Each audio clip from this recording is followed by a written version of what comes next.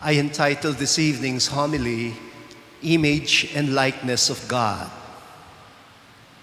You know, we have gotten so used to calling ourselves image and likeness of God on the basis of Genesis chapter 1, verse 26. We often do not realize that this has also caused our downfall. It has caused us to think too highly of ourselves to the point of deluding us into believing that we are the Lord of creation. In our first reading today, St. Paul hits the nail on its head when he says, knowledge inflates us with pride. It makes us conscious of our superiority over all other fellow creatures in this world.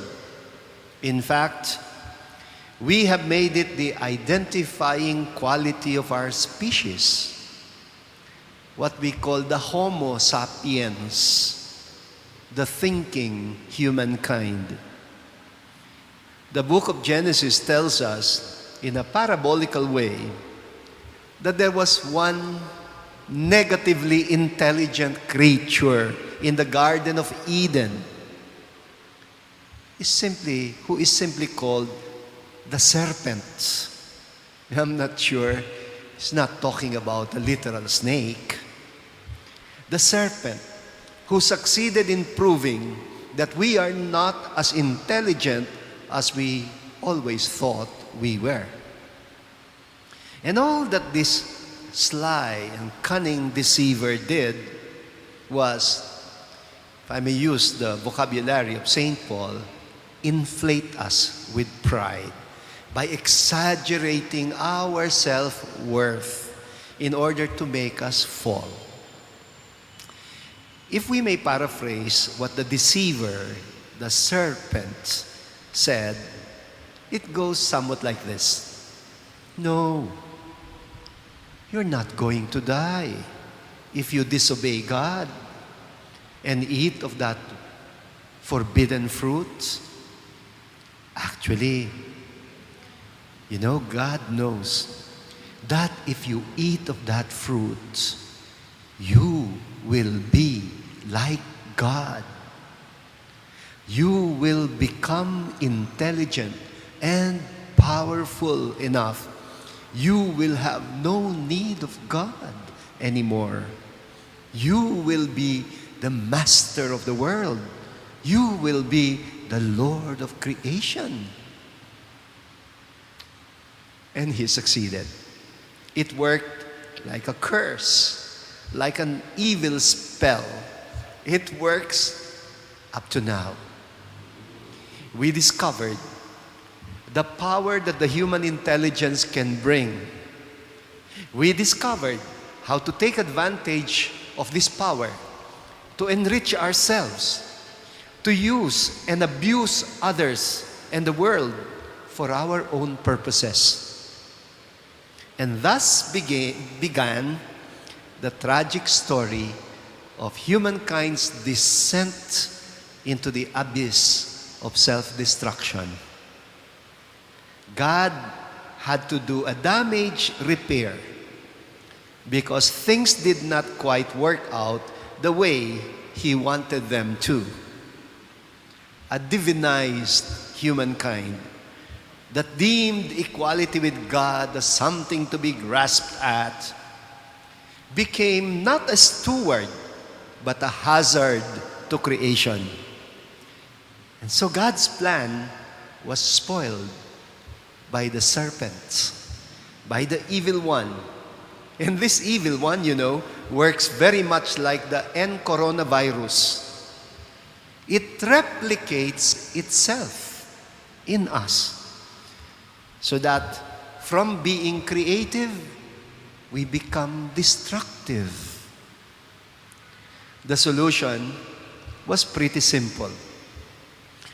Instead of a divinized man, the new model for the image of God became a humanized God. Jesus Christ, who would now reveal to us what it truly means to be an image and likeness of God. How? By totally emptying himself of power for love of us.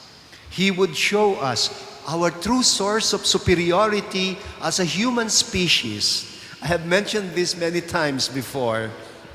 Our source of superiority are not our big brains, but our big hearts. That our true source of dignity is not our capacity to think, but our capacity to love, to be both just and merciful to each other, to bond together as families and communities spiritually, to build a humane society where the rule is not survival of the fittest, but the care of the weakest. That we become most God-like, that we become truly image and likeness of God, only when we learn to love one another as God loves us. Let me highlight the most important lines in what we heard today in the gospel. Beautiful lines in what Jesus said. Love your enemies. Do good to those who hate you. Bless those who curse you. Pray for those who persecute you. Do unto others as you would have them do unto you. Be merciful, just as your Father is merciful. Do not judge, and you shall not be judged. Do not condemn, and you shall not be condemned. Forgive, and you will be forgiven. Give, and gifts will be given to you. Because the measure with which you measure will in return be measured out to you.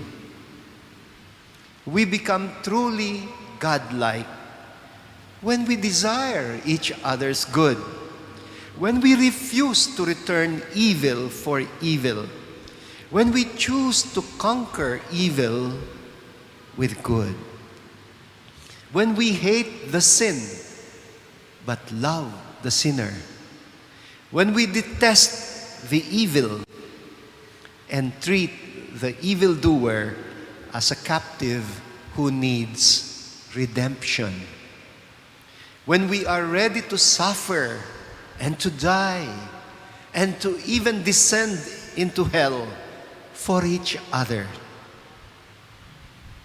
it is only then that we would have learned to live life on earth as it is in heaven.